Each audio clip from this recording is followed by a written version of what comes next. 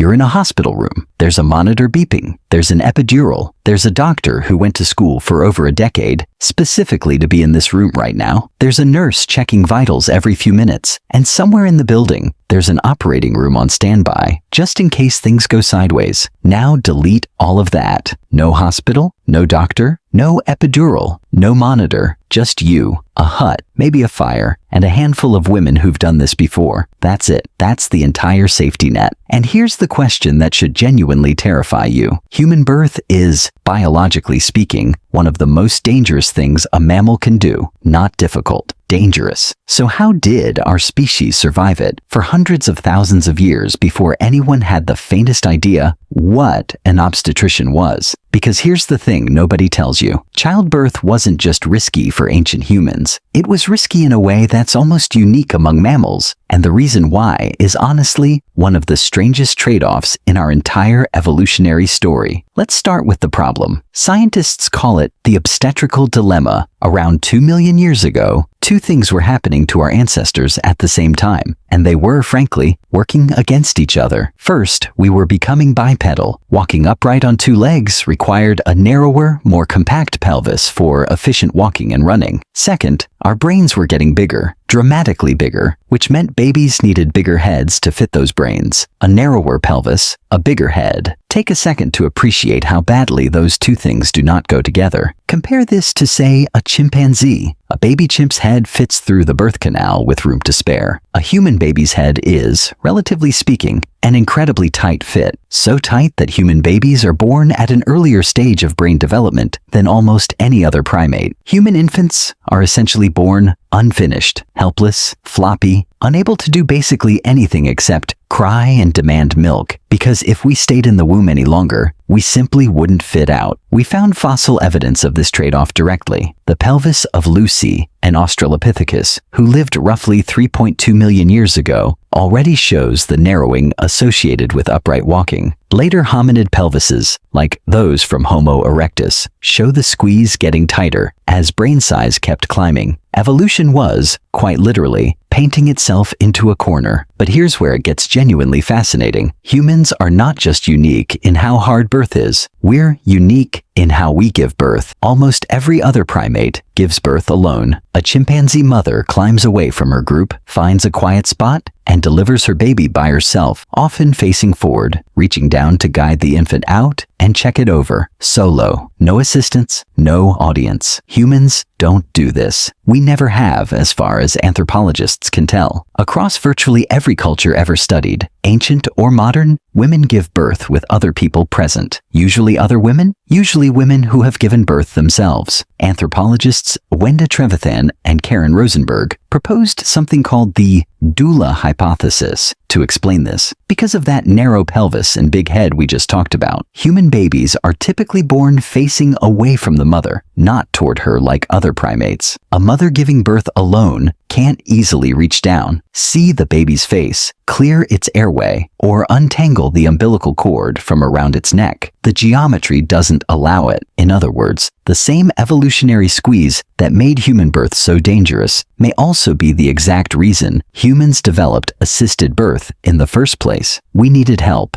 Evolution basically forced us into teamwork, whether we liked it or not. And once you know that, a huge amount of human history suddenly makes sense. The role of the midwife isn't some optional cultural add-on. It might be one of the oldest specialized social roles our species ever created, older than farming, older than writing, possibly older than language as we know it. So, what did this actually look like across documented hunter-gatherer societies like the Hadza in Tanzania or the Kungsan in the Kalahari? Birth typically happened with a small group of experienced women present, often in a specific dedicated space, sometimes a birthing hut set slightly apart from the main camp. Birth wasn't usually done lying down on your back, which is actually one of the worst positions for labor mechanically. Squatting, kneeling, or being supported upright by another woman from behind were far more common, using gravity to assist rather than fight it. These attendants weren't just emotionally supportive. They had real, practical knowledge. They knew which herbs could ease pain or speed up contractions. Plants with mild analgesic or oxytocic properties show up in ethnobotanical records across multiple continents, used specifically during labor. They knew how to reposition a baby that wasn't lined up correctly. They knew how to handle a retained placenta. They knew, through generations of accumulated, lived, repeated experience, what to do when things went wrong. Because things going wrong was common enough that everyone had seen it before. And now we have to talk about the part of this story that's genuinely sobering. Things going wrong was extremely common. Estimates suggest maternal mortality in pre-modern populations could be somewhere around 1 to 1.5% per birth. That sounds small until you remember that women in many ancient societies gave birth 5, 6, 7, sometimes 10 or more times across their lives. Run that risk repeatedly, and a horrifying number of women simply didn't survive childbirth at all. Archaeological burial sites across the ancient world repeatedly turn up young women buried alongside infants, sometimes both clearly dying around the same time. Sometimes the infant's remains positioned in a way that suggests a birth that never completed. This is also where one of history's most persistent myths comes in, the cesarean section. The popular story is that Julius Caesar was born this way, and that's where the name comes from. Almost certainly false. In the ancient world, a cesarean was performed only when the mother was already dead or dying, as a desperate last attempt to save the baby. Survival of the mother through the procedure simply wasn't a realistic outcome until antiseptics, anesthesia, and surgical technique advanced dramatically in the 19th and 20th centuries. The fact that the procedure now saves the lives of both mother and baby, routinely, safely, is one of the most genuinely miraculous shifts in all of medical history. For nearly all of human existence, it represented the opposite, a final, grim option. So why did any of this work? Why didn't a 1 to 2% per birth death rate simply wipe humanity out? Partly because of everything we've already talked about, the accumulated knowledge, the social support, the immune systems hardened by generations of exposure, but also because of something almost poetic, the same social bonds that helped ancient humans survive disease, share food, and build trust around the fire were the exact same bonds standing in that birthing hut. The midwife, the attendants, the women holding a laboring mother upright, that wasn't separate from the rest of ancient social life. It was the rest of ancient social life focused entirely on one moment. Every single person alive today exists because, at some point, going back tens of thousands of generations, every single one of those births worked. Every link in that chain held. One woman, surrounded by other women in a hut, by a fire, somewhere on a continent without a name yet, doing the single most dangerous and most universal thing a human being can do.